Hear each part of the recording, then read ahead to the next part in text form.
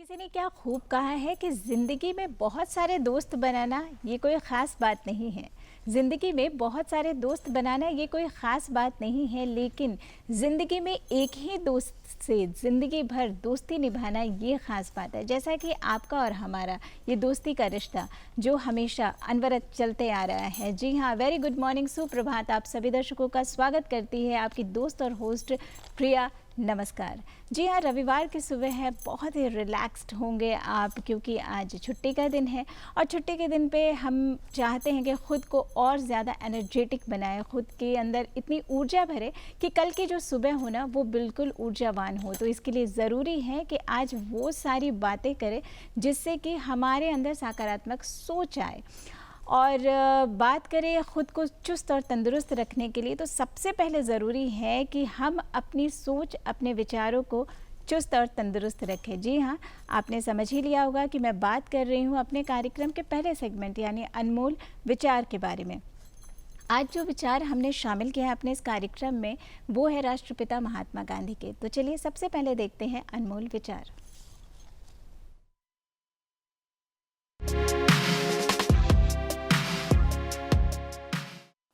महात्मा गांधी ने कहा था, जब मैं सूर्यास्त और चंद्रमा के सौंदर्य की प्रशंसा करता हूँ, मेरी आत्मा उसके निर्माता के पूजा के लिए विस्तृत हो उठती है।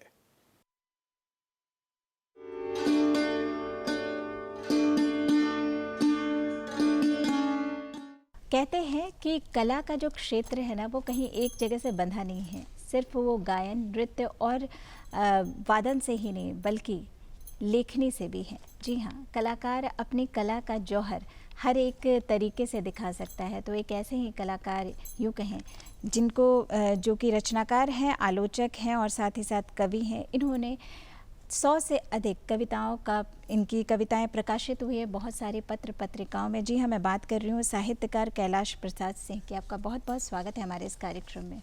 कैलाश जी, चूँकि आज दिनकर जी की पुण्यतिथि है तो बातें दिनकर जी से ही हो।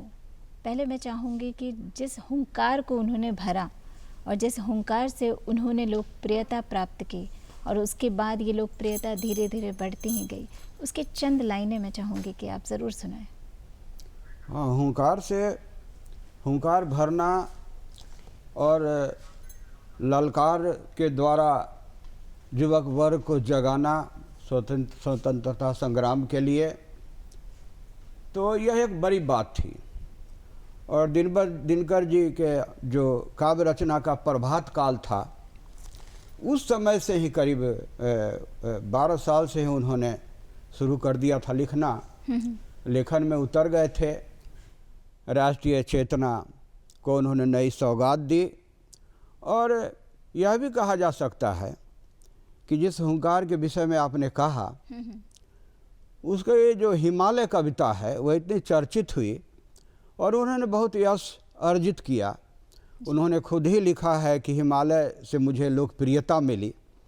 तो निश्चित रूप से उसमें जो जोश है, उसमें जो तत्कालीन शासन के प्रति रोष है, आक्रोश है, वह उसमें प्रतिध्वनित होता दिखाई पड़ता है, आक्रोश। और भारत की जो अतीत की जो गरिमा है, जो महिमा है, उसको उसमें परिलक्षित कर और लोगों को उन्होंने यह बताया है हिमालय के बहाने। साकार दिव्य गौरव विराट, पौरुष के पूंजी भूत ज्वाल, और उसके पहले है मेरे नगपति मेरे विशाल। भारत के मुकुट पर, माने भारत की मुकुट मणि है हिमालय, और उस मुकुट मणि के माध्यम से वे उद्बोधित करते हैं जनता को, युवकों को।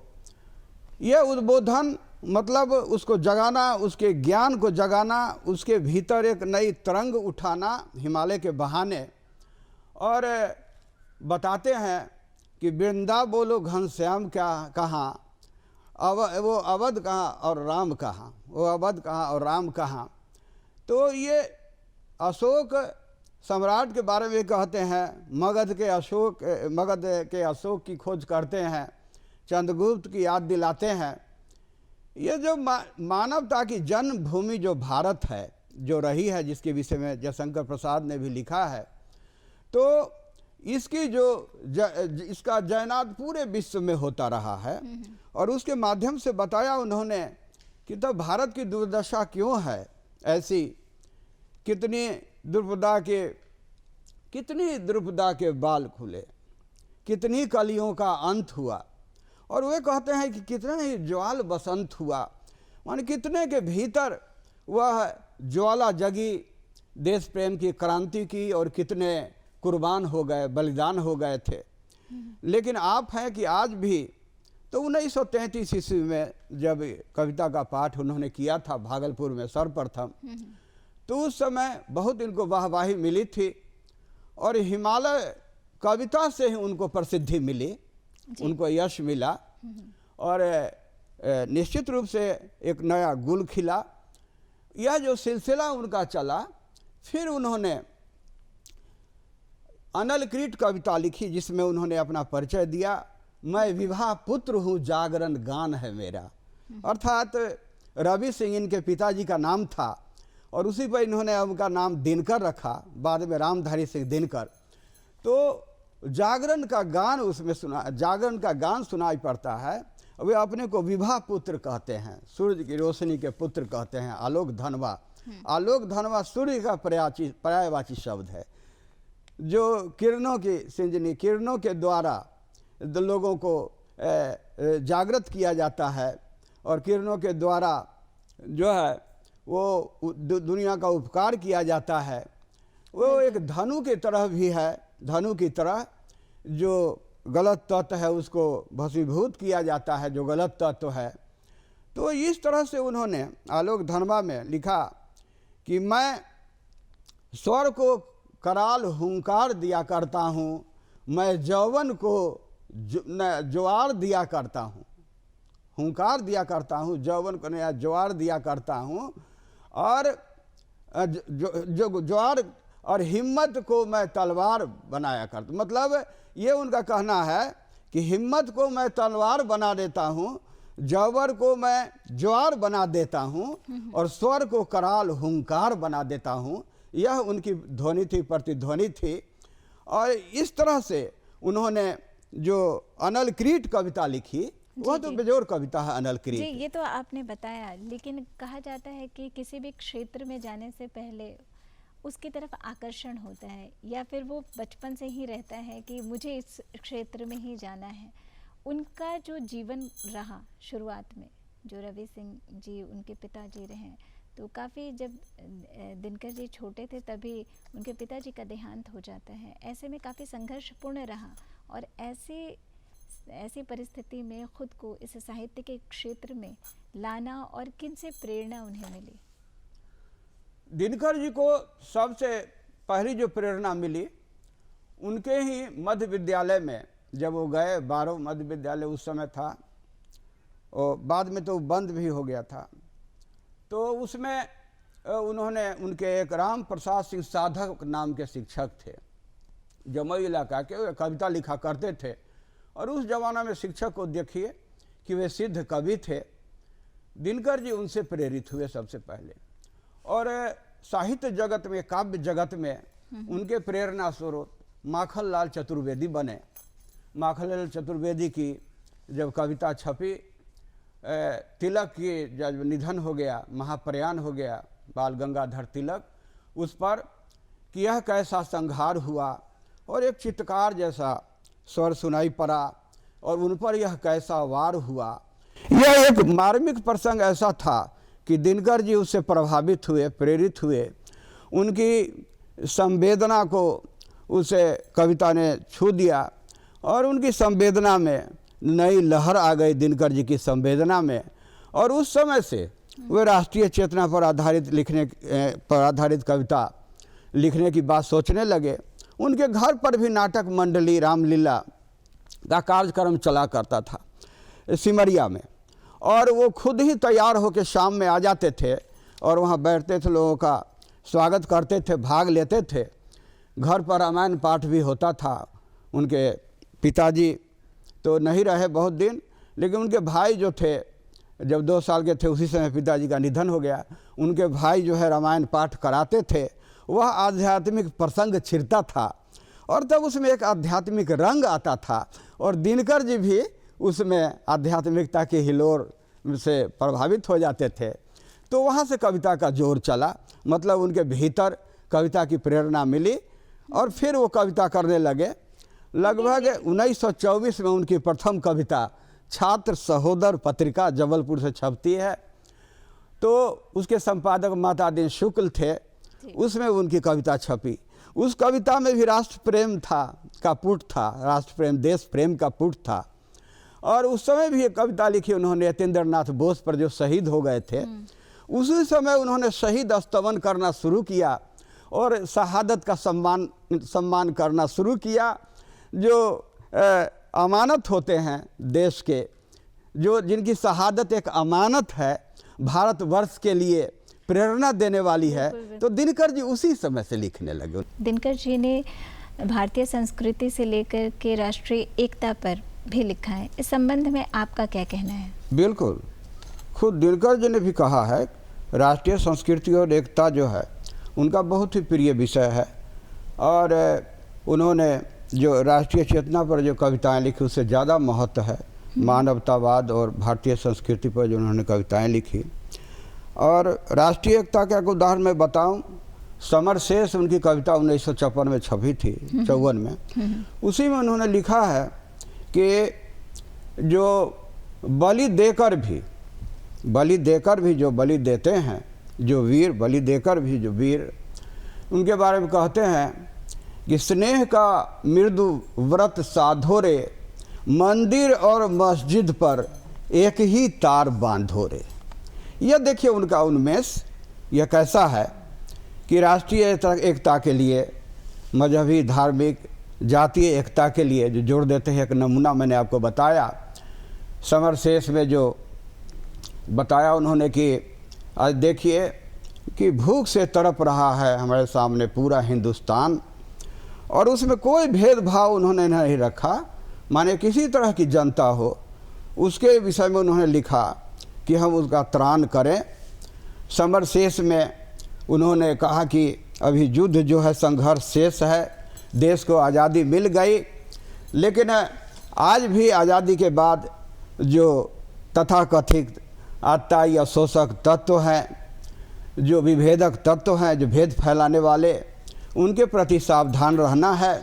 और उन्होंने लिखा कि जो इसका जो है पाप का भागी होगा न केवल व्याध, यह जो पाप है सकल देश का, इसका भागी होगा न केवल व्याध, इतिहास लिखेगा अवश्य, इतिहास लिखेगा अवश्य, तटस्थ जो हैं इतिहास लिखेगा उनका अपराध। तटस्थ हैं जो, माने तटस्थ नहीं रहना है। ये कि तटस्थ रहने से वो देश को शांति नहीं मिलेगी और जनता को सुकून। तटस्थ नहीं रहना है, संघर्षशील रहना है। और इसीलिए दिनकर जी संघर्ष और राष्ट्रीय एकता के कवि थे। उन्होंने परशुराम की प्रतीक्षा में भी लिखा कि जो मंदिर, मस्जिद, गिरजाघर जो हैं, गिरजाघर, गुरुद्वारा, ये जितने ही धाम हैं उसमें लिखा उन्होंने, हर धाम को प्रतिष्ठा देनी है, हर धाम में जाना है, हर धाम में सर नवाना है। ये परशुराम की प्रतीक्षा। देखिए कि चीनी आक्रमण के समय वो ग्रंथ लिखा गया था, वो चीन को ललकारने के लिए, सैन्य शक्ति को जुटाने के लिए। लेकिन उन्होंने कहा कि सैन्य शक्ति को नहीं जुटाओ केवल, बल्कि एक होके, सब एक होके, हर जाति, हर वर्ग, हर मजहब के लोग एक हो जाओ और भेद को मिटाओ, और तब आओ, समर में उतर जाओ और तब कुछ चमत्कार दिखाओ, तब कुछ वीरता लाओ। यह परशुराम की प्रतीक्षा में। परशुराम के एक हाथ में कुठार है और दूसरे में कुश है, दोनों है। क्षत्रित्व का तेज है, ब्राह्मणत्व का भी तेज है। और वैसे सेनापति की आवश्यकता है। चीन के युद्ध में जो भारत पर आक्रमण हुआ उस समय इन्होंने लिखा, लेकिन उतना ही से नहीं होगा, बल्कि यहाँ के जो भ्रष्टाचारी तत्व हैं उन पर भी चोट करनी है। जो हाँ बिल्कुल बिल्कुल। ठीक। तो ये जो मतलब उनकी लेखनी में ये भी देखने को मिला कि मानव शक्ति को जगाने और बढ़ाने के लिए भी बिल्कुल। अपनी लेखनी में उन्होंने लिखा। इस पर आप क्या कहना चाहेंगे? मानव शक्ति को जगाने के लिए तो उन्होंने ऐसा लिखा कि कुरुक्षेत्र के जो सप्तम सर्ग में षष्ठ माने छठा सर्ग और सातवां सर्ग, तो उसमें तो कुरुक्षेत्र में उन्होंने युद्ध से अलग हट के लिखा है कि यह मनुष्य में अद्भुत शक्ति है, ब्रह्मांड का प्रकाश है, मनुष्य बहुत चमत्कार प्रिय है। कुछ अपने शब्द भी मैं जोड़ देता हूँ। और मनुष्य जो देश और दुनिया का कर्ता विकास है, उस पर सुरलोकों के देवता भी ईर्ष्या करते हैं। वो युद्ध के बाद इन्होंने निष्कर्ष दिया था कि मनुष्य में जो एक शक्ति है, आत्मशक्ति है। जैसे निराला ने जगाया था जागो फिर में ना एक बार में कि तुम हो महान, तुम हो महान, तुम बहुत महान हो, यह पश्चिम की उक्ति नहीं, यह गीता है, गीता है, जागो फिर एक बार, स्मरण करो। तो उसी तरह दिनकर जी ने जगाया लोगों को कि तुम में बहुत बड़ी आत्मशक्ति है, मनुष्य से बड़ा शक्तिवान कोई नहीं है इस पृथ्वी पर, सृष्टि में, बल्कि किसी भी हर लोक से यह सामर्थ्यवान है। नील कुसुम कविता में उन्होंने लिखा, चांद और कवि उनकी मशहूर कविता है कि ये चांद तुम परंपरा में पुराना हो, तुम अपनी चमक पर दीवाना हो, लेकिन उससे क्या होगा? अरे मनुष्य की ओर देखो, मनुष्य की वाणी में इतनी शक्ति है, इतनी शक्ति है, उसकी कल्पना में भी, उसमें मनुष्य की कल्पना में, मनुष्य की जीभ में, वाणी में भी धार होती है। वह जब सपना देखता है तो स्वप्न के हाथ में भी तलवार होती है। और वो अपनी वाणी के द्वारा क्या नहीं कर सकता। इन्होंने इशारा किया महात्मा गांधी की ओर, और इन्होंने इशारा किया जयप्रकाश नारायण की ओर, जिस पर उन्होंने बहुत ही, समय कम है, उस पर उन्होंने सुंदर कविताएं लिखी। चर्चित कविता है उनकी जयप्रकाश पर कि जो देश की नई जवानी का प्रतीक है जयप्रकाश, देश की नई कुर्बानी का प्रतीक है जयप्रकाश, वह महान है। क्योंकि मनुष्य महान है तो जयप्रकाश भी निश्चित रूप से नवन युग है और देश की शान है, आन बान शान है। बापू पर भी उन्होंने कविता लिखी, उसमें भी दिखाया। और इस तरह से मनुष्य को जगाने के लिए उन्होंने जो अनल किरीट कविता में है उसमें कहा, बहुत सारी कविताएं उन्होंने, हाँ, अनल किरीट कविता में भी उन्होंने जवान को जगाया।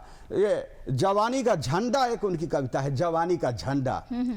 तो यौवन में अद्भुत और अपार शक्ति होती है, उसमें समुद्र के ज्वार की शक्ति होती है। तो देशभक्ति ही नहीं, मानव भक्ति करने के लिए, कुछ नया काम करने के लिए, कुछ संग्राम करने के लिए हमें उस शक्ति का उपयोग करना है। दिनकर जी ने यह जो काम किया, तो मेरे जैसे एक साधारण आलोचक की नज़र में दिनकर की यह देन कहीं राष्ट्र कवि और राष्ट्रीय कविता से ज्यादा है यह देन। मैं यह मान के चलता हूं। अब क्षमा कीजिएगा, मैं निवेदन पूर्वक कहता हूं कि यह दिनकर जी की जो अदा है काव्य की, यह मुझे बहुत भाई, वहीं पे बात करूं प्रबंध काव्य, मैं इस अदा पर फिदा हो गया। हाँ। इस अदा पर दिनकर जी जब विदा हुए, उसके पहले मैं उनसे मिला था और उसका मेरा दिल भी उस समय खिला था। क्योंकि एक 16 साल के बालक को पहले थोड़ा सा झिझोर कि मैं कुछ लिख रहा हूं, 1 घंटा समय उन्होंने दिया था। आप यही सोचिए कि युवा और किशोर को जगाने के लिए वे क्या करते थे। और उन्होंने लिखा, मैं लेके भी आया हूं, मुझ पर लिखा उन्होंने मेरी कविताओं पर। दिनकर जी ऐसे महापुरुष थे। जी जी। ठीक है, लाचारी किसी की होती है, विवशता किसी की होती है। जो उन्होंने लिखा है कि बंधा है तूफान, उस पर चलना मना है। बंधा है तूफान इसलिए लिखा कि उनकी जिंदगी बंधी हुई थी, सरकारी नौकरी भी उनको करनी पड़ी पारिवारिक परिस्थितियों के कारण। तो उन्होंने लिखा, बंधा है तूफान चलना मना है, बंधी निर्झर की उद्दाम, मान जौवन निर्झर की उद्दाम धार है, बंधी निर्झर की उद्दाम, उनमें जो धार जो थी वह भी बंधी सी थी। मैं कौन हूँ, क्या हूँ, आग मेरी बंधी है लेखनी लाचार हूँ, मैं बंधी है लेखनी लाचार हूँ। वही प्रबंध काव्य की अगर बात, और यह दिनकर जी की परिचय एक मशहूर कविता है। अच्छा। तो इसमें एक दो शब्द मेरे जो मैंने जी, कहा जी। इधर उधर हो गए होंगे, क्योंकि मैं रट्टू मल नहीं हूँ। तो दिनकर जी के जो परिचय कविता है बहुत ही मशहूर कविता है, और ये इसमें हुंकार में भी है, रेणुका में भी है, और बड़ा लिखा उन्होंने, अच्छा लिखा। और सामाजिक विषमता पर तो इतनी चोट की इन्होंने कि मत पूछिए। इनका कहना था कि जब तक देश को आर्थिक आज़ादी नहीं मिलेगी, जब तक सामाजिक विषमता दूर नहीं होगी, जब तक हमारी मंशा कुछ नया करने में लीन नहीं होगी, जब तक युवक नए काम में और नई धुन में नहीं लगेगा। और इसलिए उन्होंने लिखा कि नींद कहाँ उनकी आंखों में जो धुन के मतवाले हैं, नींद कहाँ उनकी आंखों में जो धुन के मतवाले हैं।